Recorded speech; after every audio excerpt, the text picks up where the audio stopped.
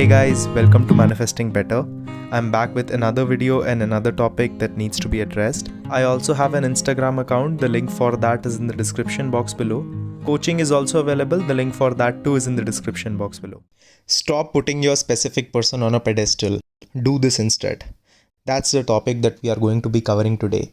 And in this video, I will say some things that you need to understand, and I will give you a different perspective on why we pedestalize people. Why is it that we feel the need to put someone in a place where we make them unreachable, and why we get to a position where we are putting ourselves down.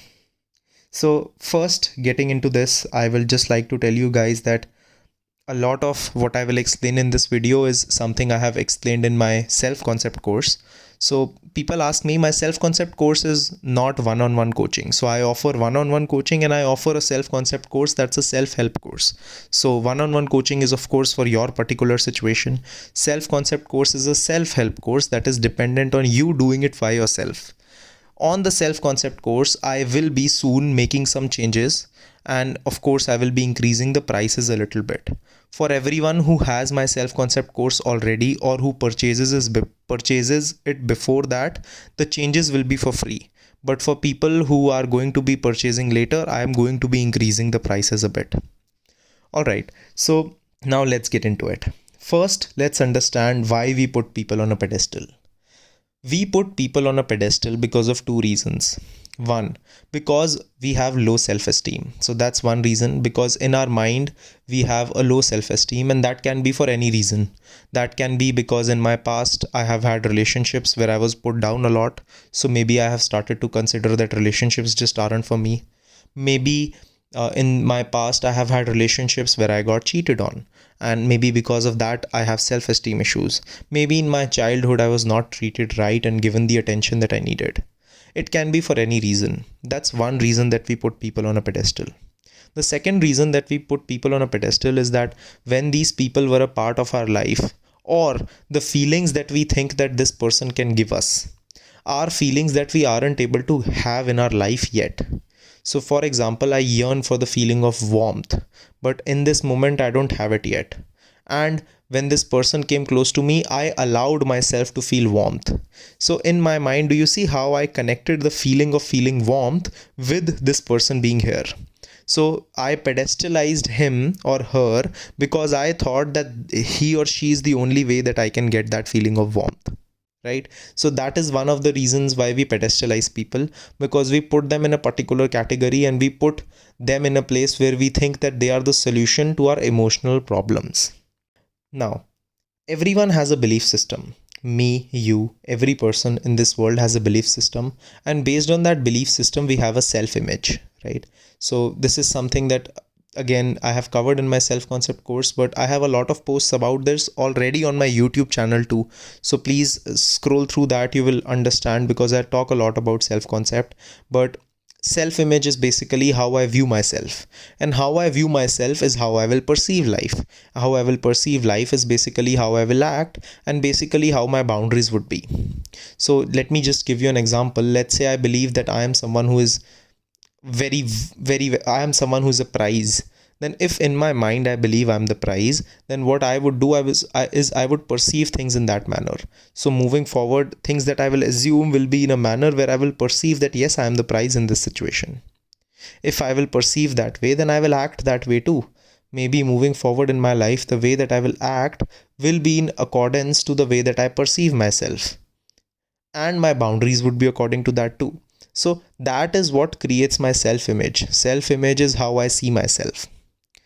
The issue starts to happen when we start to see someone as someone who is way above us. Now, when we see someone as above us, that doesn't necessarily mean we think they are better than us.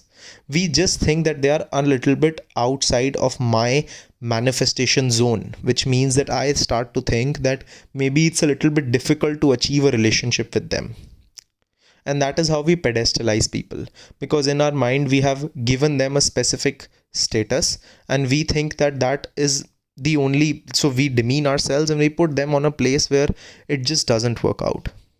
The reason why we need to de-pedestalize, or we need to work on this, is because if we keep putting someone on a pedestal and if we keep putting them in that place in our life, even if we get into that relationship with them, or even if we manifest the thing that we want, what will always happen is that throughout the relationship, we will keep walking on eggshells. Because we will always be worried about upsetting them. We will always be worried about saying the wrong thing. We will always be worried that something will come up and that will just ruin the relationship. And we would not be able to be at peace. We would not be able to be happy. And we would not be able to express ourselves. And we will always keep being a shell of the person that we are in truth. Now, usually people talk about it in a different way. People say that how to take someone off the pedestal. I take a different approach here. I tell you that if you see someone as something great, that's awesome. That is one of the reasons that you like this person. But how about we instead work on putting ourselves on a level where we can see them eye to eye, where we can see that we are also as important as they are. We are also, our time and attention is as important as theirs is. Our energy is also as charming and as lovely and as worthy as theirs is. And when we put ourselves in a position where we think about them as equals, not someone who is above us or below us, but someone who is equal to us, someone who we can appreciate and we know that they would appreciate us too, that creates a very beautiful bond. Because in that relationship, there are no power struggles. Because you are not trying to create a dynamic where you feel that you are in power. Because you are in control and in power towards yourself. So that you don't have to be in control and power with them. So that the relationship is mutual. There is mutual understanding. There is mutual love. There is mutual appreciation. You both love each other in a similar manner and you both appreciate each other in a similar manner. Putting yourself on a pedestal is going to be all about self-love and self-concept. When I talk about self-love and self-concept can also be said as self-image. So how we work on our self-image is, one, we work on our daily habits. We understand the things that we are doing and where are they leading us. We work on our belief system. We work on our emotional regulation. This is something I covered in the last video. We work on our perceptions about things, and we work on our actions and boundaries. Now, of course, this is me just giving a brief thing, because working on a self-concept is a very huge topic which is difficult to cover in a video. But honestly, it's about a combination of all these things that actually changes the character that you have been playing in life. That changes the character that you have been playing in a manner where you are becoming someone who has what they want. This is what Neville Goddard said. He said that live in the end. So when he says live in the end, what does that mean? Live in the end means that live as someone who has what they want. The most difficult thing that I have seen people get into is when they put someone on a pedestal, they forget their own worth. And when they forget their own worth, they are playing a runner-chaser dynamic. So they are the ones chasing that person, either emotionally, intellectually, or physically. And then the other person, because everything is coming from you and everyone is a reflection of you, the other person starts playing the role of a runner. So if they are playing the role of the chaser, the other person starts to play the role of the runner. And when that dynamic starts to happen, we just get into a place where things don't work out for us fully. We just get into a place where we always are playing that game. And it can shift. So usually it shifts, but what happens is that when you start working on yourself a little bit, but the dynamic hasn't changed, then you play the role of the runner and they play the role of the chaser. And even in this moment, if in this moment that feels attractive, I understand, but that still isn't the full relationship that you want. The next thing that people are very, very stuck upon is upon changing their perceptions.